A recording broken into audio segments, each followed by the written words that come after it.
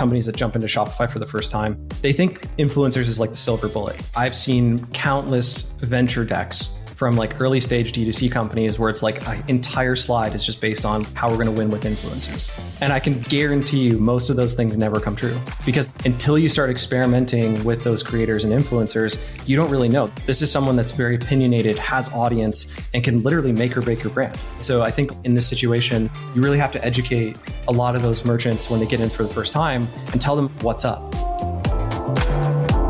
You're listening to the Let's Talk Marketing podcast hosted by me, Katya Allison. So what have you gotten yourself into? Let me break it down.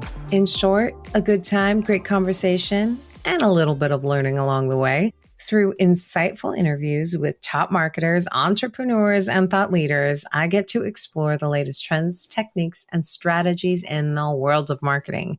I am here to offer you engaging and informative discussions to help you stay up to date on the latest trends and take your marketing skills to the next level.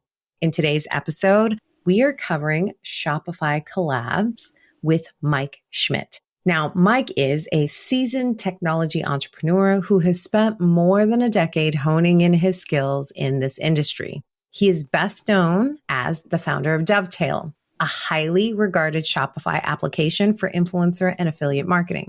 Recently, in 2021, Shopify acquired Dovetail and rebranded it as Shopify Collabs, which is a free tool designed to help merchants and creators enhance their capabilities in influencer, affiliate, and ambassador marketing. Mike continues to lead the project, ensuring its success and its growth. So let's get ready to it. Let's talk marketing with Mike Schmidt. Mike, welcome to the Let's Talk Marketing podcast. Super excited to have you on here today. Thank you so much for having me.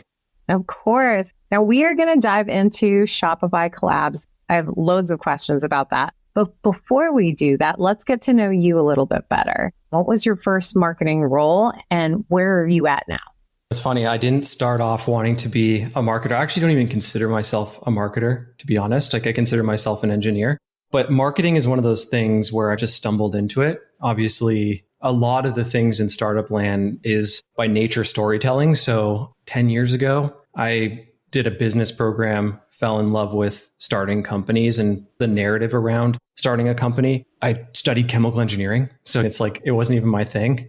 Yeah, you truly are an engineer. I can see that now. Yeah, so I was going to work at Mercedes in the fuel cell engineering division. So very, very far removed 10 years later from doing the influencer marketing, creator economy type things that I'm doing today. But the reason why I fell in love with digital is because of scale. And I think one of the things that you can really start to see based on at least the last couple of projects that I've worked on, I started a company out of college. It was called Listen. It was like basically a social network for music lovers. So you could listen to your friends' music, regardless of where they listen to their music or when they were listening to that music. It was a really cool social adaptation on music before people were doing social sharing on Spotify and different things like that. So I was early in on the mobile game. You know what? I wouldn't even say I was that early because like this was iPhone 4. So there was like iPhone 3 where it's like location actually became good. Uber started to become good at that point. So I wouldn't actually say I'm necessarily that early. I was early in my years, but everything is relative, obviously. So I got into the world of digital marketing, storytelling, influencer marketing through that experience, actually. So Listen actually brought me into the world of influencer marketing because college kids, you have no money. And you're like, what's the best way to get customers? You can go to people and ask them to sell your product for you. So I absolutely love this idea of going to Vine stars and Vine influencers and asking them to promote the product. So they were just asking people to download the app. So we had several huge people. You can look back in the history archives about the people that were promoting, but we paid them like $50, $40, very different from the days of influencer marketing today. But that's how I got into influencer marketing as a marketer, I'd say. But I would probably categorize myself as a marketer in some ways because I like storytelling, and then definitely an engineer in many other ways. How to build the framework for executing on the marketing side of things, which I think is really key to be successful in not just marketing, I think in all walks of life. What's your current role? So I'm the head of Shopify Collabs at Shopify. So I lead the product. I have engineering counterparts now. I have very lucky to have really great engineers that help me today, but I lead product decision strategy for Shopify Collabs. Nice. And what is it that you love about what you do? But conversely, what would you pluck out? What would you remove from the day-to-day of your job where you're like, oh, it would just be perfection if I didn't have to do this one thing. But let's start with what you love. So for the audience, this is my first time at a big company, like 10,000 people at a single company. I've never worked at a big company. Everything else I've worked on is pretty small, right? Like as far as headcount goes. But as far as impact, I'd like to think maybe the proportion is a little bit skewed. But I think one of the things I love about Shopify is the impact. Like it is a huge company. Yeah. I love supporting entrepreneurs. Like it's the thing I wake up trying to do every single day. We'll talk about Shopify Collabs a little bit more, but there's so many pieces of Shopify that impact everyone's daily lives. All the stories that came out of COVID, even the earliest stories of people starting their businesses on Shopify. I like to think that we're making an impact in a very small area of, which is collabs, of course, but there's so many ways to make impact at Shopify. It's an infinite game. We talk about it all the time. It's just an incredible place to build your war chest of ideas. And then also just the leadership is really impressive too. They just let you go and build the things that make the most sense. And they let you fail and do all the things internally around entrepreneurship as that you would externally in an entrepreneurial world. Yeah. The things I don't love about big companies, Shopify's also been like a leader in this too. And definitely more recently, I don't know if you've seen it, but meetings, there's just so many meetings when I got into Shopify. Now we cut like a lot of our meetings. And in a perfect world, you have complete trust with your team. You work with experts. You love working with the people you work with. Sometimes it doesn't always work out that way. Obviously, people are complex, they're hard. However, when you walk into Shopify, it's very different. So meetings is one thing. I would say another thing is just like the amount of documentation, like the amount of stuff that you have to do to align a team and different things. It may seem really simple to my counterparts or even to me sometimes. And it's just like the amount of stuff you have to do to communicate to all the different stakeholders at a big company. That's like kind of goes with the territory, right? Yeah. You have to do those things when you work at a big company. Even when you're at a small company, communication is the top thing. I would just love to reduce that stuff a little bit more, but I can't complain. It's a hard thing to complain about. I feel like that's a tough nut to crack regardless. And I too have worked from small to large corporate. I think it's harder to turn the ship the larger that you get. But what's great is that you have so many hands on deck. To your point, you have this team of engineers that you can tap into, and you don't have to be the sole person that's doing everything. So it gives you the ability to strategize and be a little bit more creative when it comes to what you want to implement next or what you want to execute next. Yeah, that's what's amazing too, is like when you have an amazing team, when your bar is really high for talent, things get done really quickly when you align that team. So like those documents, we have an internal version of ChatGPT, which is amazing because like you can query it for like a bunch of different documents and different things like that. I speed up my time so significantly when using this thing because as you can imagine, I've been at Shopify for about a year and a half, but Shopify Collabs is not a new idea, right? There's people 5 years ago thinking about affiliate stuff and influencer stuff. Yeah. If you can query and index all of that documentation really quickly and then parse it as like the product lead, you have a huge advantage because then you don't have to go relearn all this stuff. Absolutely. But to your point, you can do a lot with a little for sure.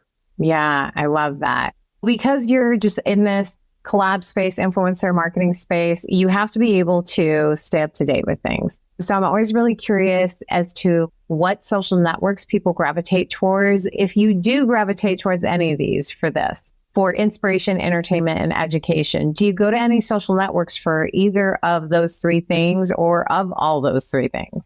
It depends on what you define as social network. Oh, I like that. Yeah, if you're talking Twitter, Instagram, Facebook, Oculus, like different places, different mediums, I'd actually say I'm like a pretty low user of social media. That keeps me very unbiased, I would say. I actually have to put on my calendar to see what new things Instagram launches. Everyone thinks, oh, I would be like a power user of something like Instagram or Facebook. I'm really not. I don't even have Instagram on my phone. I'd have the web app, but I don't have the actual Instagram app. Same with TikTok. I don't have TikTok on my phone. I try to really just not pick up my phone that much in general. I am, however, pretty addicted to Twitter. Twitter is a place in which like it's constantly entertaining. And if you sift through all the noise, you actually learn quite a bit from some of the stakeholders, especially in technology. There's so many great builders on Twitter, and they love to share things early on Twitter. So I really like that area. Some really amazing developers that are there, product builders, that type of thing. But I would say books are my go-to information source. Shopify is also so good at downloading you on like industry trends and what's going on, like how we're positioned and different things. You could spend hours just in our internal tools, just like learning about how the e-commerce landscape is evolving. And we do an amazing job of that. Just me as a bystander, I don't even have an impact there. I just observe and consume. So I'd say like also Friends. Friends is a social network. Most of my information is just being spun around in iMessages and stuff like that. But as far as social, Twitter's really the only like mainstream social network that I actually really use. Do you look for inspiration on Twitter, or do you find that you get inspired by scrolling through the Twitter feed? Depends on like inspiration, right? Like breaking that one down too. Like I'm planning my wedding right now, and Pinterest is an amazing planning place. Yeah. It's just so incredible at how good they do at just like organizing thoughts and the nodes of thinking and how you can break up the boards and different things like that. They have mastered that. And I think for inspiration, you can get a lot just from Pinterest, depending on what you're trying to do. As far as like pure inspiration, it sounds weird, but like I was watching this TED talk on boredom, and inspiration is like one of these weird things where it's like, if you just force yourself to be bored for a little while, you can spark eureka moments and you can foster first principles thinking and a bunch of other things. So I would say that a lot of the things on social media are distracting. Yeah. Like it can get really toxic really quickly too. So I'd say like probably my view on just inspiration is it depends. If I'm planning a wedding, Pinterest, they got it. They got it under control. I love it. When you know what it is that you're getting inspired or what you need inspiration for, I would agree. I go to Pinterest all the time, and I actually love that you say that, or that you said that. I actually think that you're the first person to have said that I've interviewed so far, Pinterest. But I do think that's like an inspiration board, whether it comes to fashion, to home, to travel ideas, to cooking. I get literally pull all my recipes from Pinterest. To your point, I think it's very well organized. Yeah, like you're inspired to do recipes. It's so good. It's a perfect place. Exactly. I don't know if you watch the Food Network at all, but they've got, I think it's called Chopped Kitchen. Yeah, Chopped. Yeah. I feel like I can put in the main ingredients that I have. The right recipe will percolate all the way to the top, which is fantastic. It was the only channel I had in college, so I watched a lot of Chopped. A lot of Chopped. You're very well versed. You're very well versed in it. I think the other thing that I wanted to mention that what you said reminded me of when it comes to inspiration and just sitting in the boredom, it a little bit reminds me of childhood. Yeah. When you are quote unquote bored as a kid, you invent things to do or be. It's like where imagination lives. So I like this idea of sitting in the boredom to give space for inspiration to walk in the door. Yeah, it's a perfect way to think about it too. Yeah, that framework is amazing. Think about it. It's like a beginner's mind. That's a perfect way. That's true. I'll think about adopting it later on.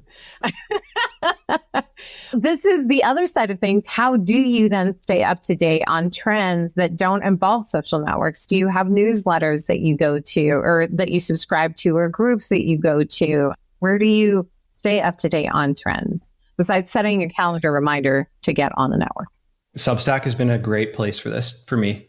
Substack has really substantive articles and newsletters from really amazing writers. I have a separate email account just for my inbox, so it doesn't get cluttered. I use this tool called Stoop Inbox, which is basically like a newsletter reader inbox kind of thing. I love it. It's because it kind of like I can prioritize. If anyone from Stoop Inbox is listening to this, by the way, I have a lot of product feedback. Go to the episode page for his contact information. Yeah, exactly. But like Stoop is great. I like to just curate these newsletters, jump in and out of those. Like I said before, the Shopify team, we work with amazing PMs, amazing people on the team that are like, hey, have you seen this? Or sharing articles. There's industry news.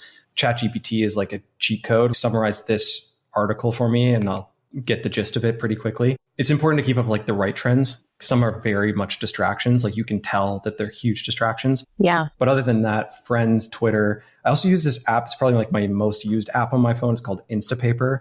So if you see an article that's worth reading, I'll just dump it into my Instapaper because it can be very disruptive. If you have an article that's shared to you, it's like Pocket. I don't know if you ever used Pocket before. Yes. I used to use Pocket all the time, actually. I absolutely love Pocket, Instapaper, that concept, because you have the space and time to actually consume the information rather than rushing through and being like, oh shit, I got this article shared with me. I have to read this thing really quickly. So yeah, I keep up to date with all that stuff. And I have a backlog of articles and different things that I read through. Yeah, I love that. I love the use of apps to keep up on news trends. I think especially with newsletters, because I also subscribe to a ton of newsletters.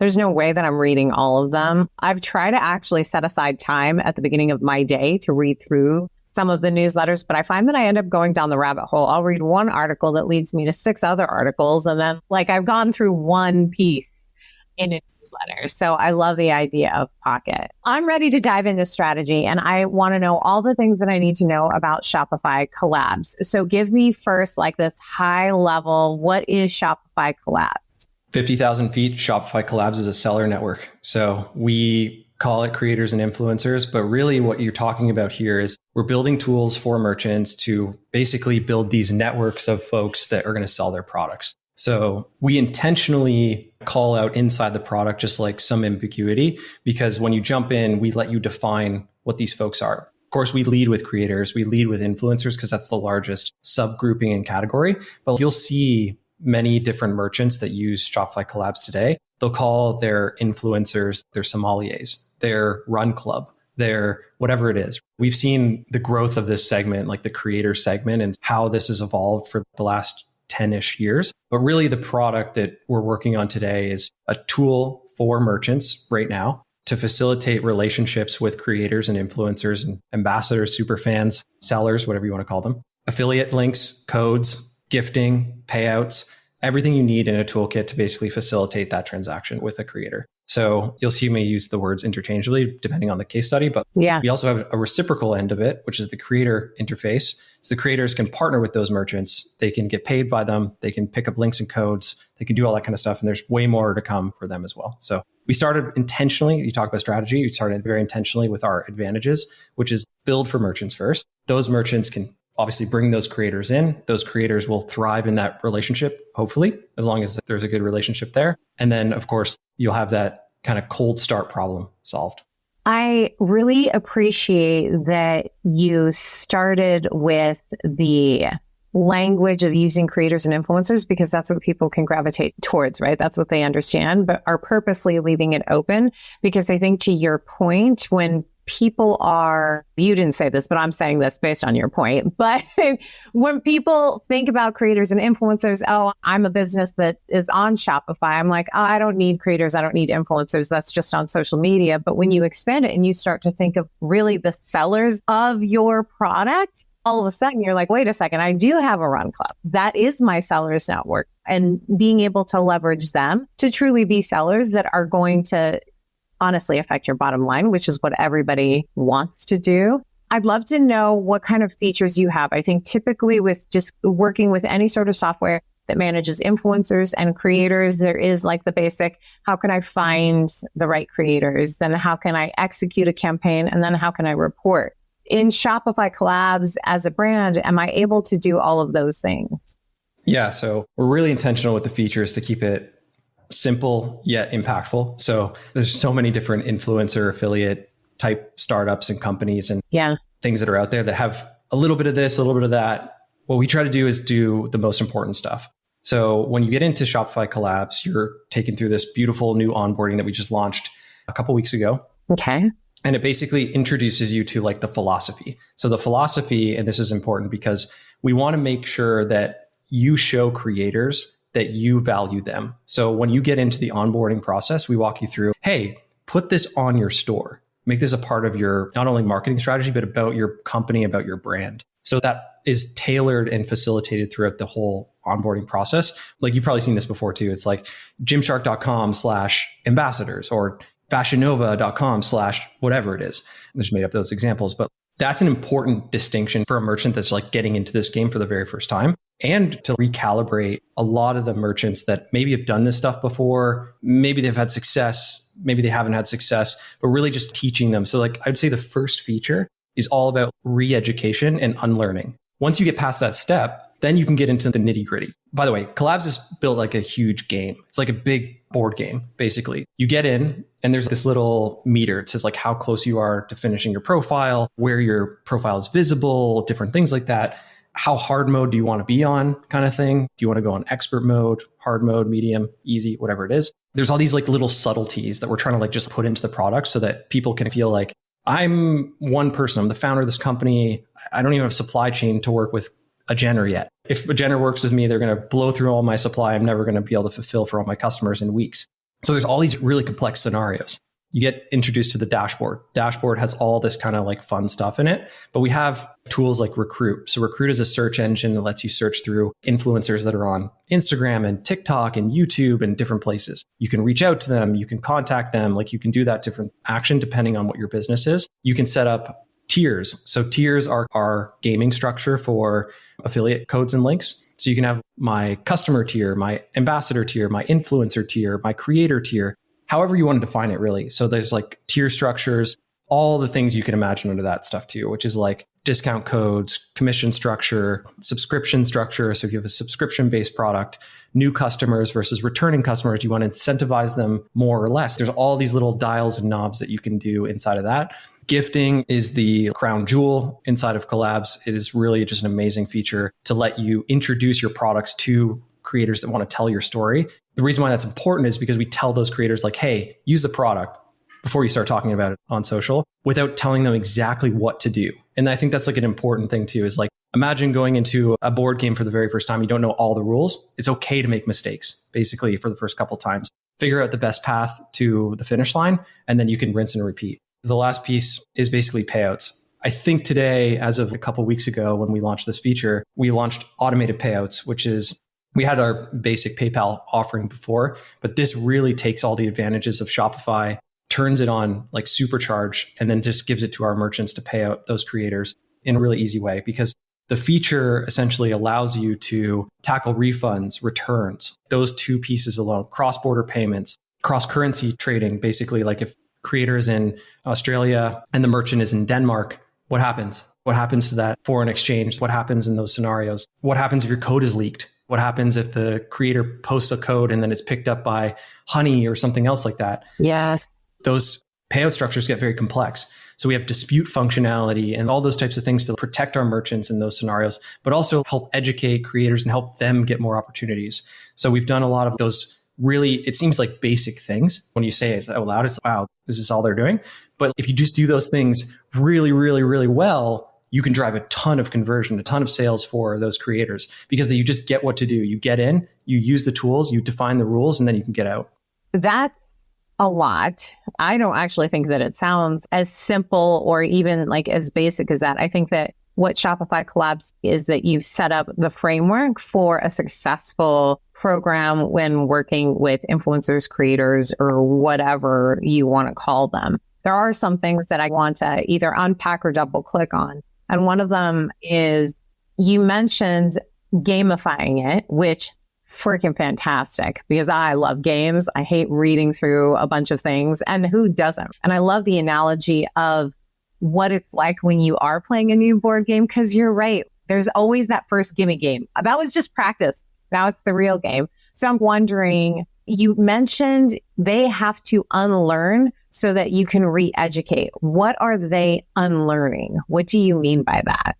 This is like a sentiment that's now become a little bit more sophisticated in the creator partnership landscape, but there's still many companies that kind of like just promote the transactional nature of creator relationships. And I think there's some really great companies in the space that have done a lot of education for the ecosystem in general. You'd still be surprised like how quickly people forget that this is not a programmatic ad channel. Yeah. This is not put your credit card in, hope you get some sales out of it on Facebook. You know what I mean? Like you don't just upload creative, you don't just do those things. You actually have to build those relationships. And this is not backed by data. But the thing is, when we look at the average merchant, depending on the bucket that they're in, if they're in like, wow, we've been working with creators since the dawn of time, they're generally pretty good. They get it. These are like the fashion, beauty brands. This is a primary channel for them. Now, when you get into more of the experimental land, especially early stage companies that jump into Shopify for the first time, they think influencers is like the silver bullet. You've probably seen this before. All the time. This win me something. I'm going to go viral. I'm going to do this. I'm going to do that. And I'm going to see it in the next 6 weeks. And that's just not reality. There is no silver bullet. 100%. And I've seen countless venture decks from like early stage D2C companies where it's like an entire slide is just based on how we're going to win with influencers. And I can guarantee you most of those things never come true. Because until you start experimenting with those creators and influencers, you don't really know. This is like a segment of customer that's totally different than just an average consumer. This is someone that's very opinionated, has audience, and can literally make or break your brand. So I think in this situation, you really have to educate a lot of those merchants when they get in for the first time and tell them what's up. This industry has changed very quickly. So we have this little news feed that we just designed, gives them like this update on where things are at, what strategies are working. For example, there's still several merchants that jump in and they're like, oh, we have to look for someone that has high engagement, high follower count, high this, high that. No, you need to find someone that loves your brand, loves your products. The love component is the thing that always produces. We have this one section on the application page. Let's say, for example, your favorite merchant downloads collabs. They introduce the application page for affiliates, creators, influencers to partner with. Now, there's one survey question in there that says, tell us why you love us in 1 to 2 sentences. I know almost instantly if someone is going to be like a good partner if they write more than 2 sentences. Yeah. So even though that's the constraint, that's like what they'll do. Now, who is filling that out? The brand or the influencer creator? The creator. So the creator would fill that on behalf of, they're applying to the merchant community page. Okay, got it. Because that was going to be my next follow-up question in regards to the search engine. With so much conversation around companies moving from third party to first party, how do you balance that out while still giving the merchants brands, aka brands, as many creators to work with? Or am I thinking about it in the wrong way? Because you had said search engine. So I'm assuming I can type in parameters and the right creator is going to come up if I have locked in their demographic. Yeah. I'm a big first party advantage builder. That's basically how we're building the entire future of collabs. And if you think about what the advantages of Shopify are, we know commerce, we know conversion, we know checkout, we know sales, we know all this stuff. We know consumer profiles now. Shop app has hundreds of millions of profiles of consumers. Yep. If you could tell me as a merchant that's coming in selling a new like fitness yoga brand, I'm trying to find people that are going to sell my product quickly, fast, have a really long attribution cycle, whatever you're looking for, we should actually be the best at doing that. Yeah. When you think about the number of followers, number of likes on Instagram, they don't matter. What matters at the end of the day is for those merchants to find creators, influencers, people that can just really sell for you. So what if we show in our search engine, this creator sells for similar brands to you? Maybe they'll like selling your stuff too, because your yoga pants would go really well with this other merchant's yoga top. So like you can sell them in pairings. This creator could sell them in pairings. And we've built up a lot of that first party advantage just in the last year alone. Those are the types of things that search will start to come to life. Nice. You are marrying the best of both worlds. This is the information that we already have. This is the information that the creator influencer has provided. And then together, this is what we're serving up for you when you're trying to discover the right creator or influencer for your particular brand. Now, my assumption is also that you have to be on Shopify in order to leverage Shopify collabs, but I just want to be sure. Yeah. At the end of the day, that is the goal. Everyone on Shopify. It is the goal. I'm really curious because the amount of influencer platforms that are out there is plentiful. And I know that there's a lot of discussion of what should I go to or where should I go? Because I need all of these things, the sort of framework that it is that you're talking about. So is Shopify Collabs ideal for the very small, medium, mid-market or enterprise? Or would you say that it can be effective regardless of the size of your brand? I think anyone that's on Shopify can utilize collabs.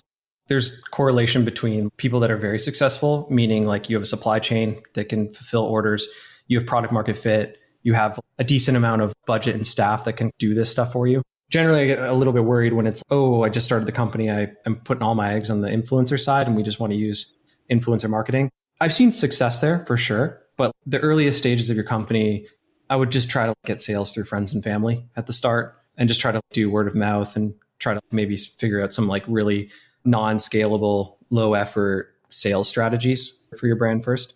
Basically, the textbook label merchants that you've probably seen out in the ether that are on Shopify. They're really successful on collabs, generating millions of dollars. This is becoming like a top 3 customer acquisition channel for them. I'd like to think that we're building a future where anyone on Shopify could use it, but there is correlation between a little bit more figured out, maybe after a year or so. Yeah, absolutely. I also like the direction that you're pushing people to when they're starting off, not to make it like, don't put all of your eggs in one basket. But I'm a big proponent of that for all marketing strategies. You have to be diverse because you have to be everywhere. But I love the idea of starting with friends and families. I've always been a big advocate that those are also influencers as well, too. I always say I'm an influencer at my dinner table because what I say goes. Everyone's listening to me, right? My conversion rate is off the chart. I think like when you are a smaller business, you have to think of that because you can't do everything. You've got a lot of stuff on your plate. Influencers can still be a big play, but as you really start to build up that word of mouth, it becomes very much so a snowball effect. I'm really curious as to how you see just the influencer and affiliate marketing space evolving over the next few years. I'll do one better. I'll just zoom out a little bit further and just talk about marketing in general, because I think it's all the same theme. I think that there's like extreme competition right now, just given the changes with Apple's frameworks, advertising, data laws. There's just like a race right now on who's going to collect the most amount of data so that basically people can take advantage of selling, essentially. That's the big thing. It's been the thing for a really long time, but now it's actually a thing because Apple said it so. I think when you look at marketing, maybe in a couple of years from now, even today, merchants really just want to look for sales. They want to pay for sales. This is a huge assumption here, but like every merchant I've talked to doesn't care about impressions and reach over sales. Sales is the thing, right? So it's like when you look at sort of legacy brands that are concerned with impressions and reach, it's like insurance companies and stuff like that, maybe, I don't know. But if I'm an entrepreneur that's selling products on my Shopify store, I want the networks to take a little bit more risk. I want the individuals to take a little bit more risk. So I imagine advertising will just completely evolve into a place where it's like all the networks, all the social networks, everyone else is going to compete with each other to show those advertisers or show those advertisers people are spending money that it works. Basically, they don't just spend $300 in a single day, which is like oftentimes really harmful to a merchant if they were to spend that and not get a sale, that it actually works. There will be much more risk on the network side to produce results. And I think the same is true for collabs. So that's why I talk about it as like high level, because I don't think that people are really satisfied with what they're paying for right now in advertising. And I think it's like about time that our industry grows up a bit and just helps the end customer really drive the results that they're looking for. And I think that we're at a place with machine learning, artificial intelligence, that we can actually do that. We can actually find those customers for you. And I think that's the best thing about collabs right now is that it puts the risk and the reward on the creator, right? If both players want to play the game, and then you know what the incentive models are. I think we're going to get a lot smarter about how we do that stuff with some clever things we have going on. But you'll see it'll be a little bit more different than the traditional influencer marketing plays that you've seen in the past. But yeah, that's generally how I see things moving forward. Yeah, I like that. I can see the refinement of it as a strategy, definitely in execution. It's getting over the hump of the bell curve of like, all right, everybody wanted to do it. And now let's get some regulation. Also, let's define what exactly that we mean so that we're leveraging everything that's really at our fingertips for us to be successful. Because you're right, when it comes down to it, impressions are really great. Brand awareness is really important. But what keeps the lights on are also the sales that you make off of whatever it is that you're selling. So it makes sense. You've given me so much of your time. I have one final question. I usually ask the marketing advice, but since you don't necessarily think of yourself as a marketer, what is just that career advice that you give to yourself if you knew then what you know now? The marketing advice is focus on your personal brand. Personal brand is like a huge thing. But general advice, like I started off as an entrepreneur professionally, which is weird, like a strange title to have. When you're going back to your parents and you say, hey, I'm not going to be a doctor or a lawyer. I'm just going to start this music company. And they're like, what? But they supported me every part of the way. It was awesome. They're like, do what you love. But I think the personal advice that if I look back is think even bigger than what you were thinking before. It's incredible when you start to play big games, like how infinite they actually are. And when you're a kid out of college, you think big is like the province or territory that you're from or the state that you're from. Yeah. The world is thinking bigger than ever. That's the thing that I keep thinking back to. If I only thought a little bit bigger, how big could that thing be? By now. By now. Yeah, exactly. Even people at Shopify, they think really big. And it's all relative. Like you can relearn this thing over and over in your career. But I think if I were to go back and tell myself one thing, I was like, you think you're thinking big right now. You think you're on your top of your game, but you're not. You are on a small little molehill of where you can be right now. And I think you could really amplify this. If someone just told me, think way bigger, that would have been like really helpful advice. I love it. So everyone listening, think big. Think big. That's where it's at. Don't be afraid to also take the leap. There's always a bigger mountain around the corner. You just haven't peeked around the corner quite yet. Thank you so much for taking all of this time, sharing a little bit more about Shopify Collabs, and we'll be sure to share all of the information in the episode page. So thank you again so much for coming on. Thank you so much. This has been great. I absolutely love learning about new technologies, especially in the creator economy space. And this episode definitely did not let me down. I learned a ton. I've got some takeaways for you. Are you ready for them? Number 1, Shopify Collabs is a seller network. I love the fact that he called it a seller network. And it helps merchants build networks of people who can sell their products. That means you're going to the people who are already purchasing, right? This includes creators, influencers, superfans, ambassadors, and sellers, the people who are going to help you sell. The platform provides really a toolkit for facilitating the transaction between merchants and creators, like affiliate links, codes, payouts, and gifting. Number 2, what is featured in Collabs is more of an intentional design, really to keep it simple, yet really impactful for those who are using it. The onboarding process introduces the overall philosophy behind the platform, which emphasizes the value of creators. So you're signing them up, but you know exactly what you should be getting out of leveraging creators as part of your strategy.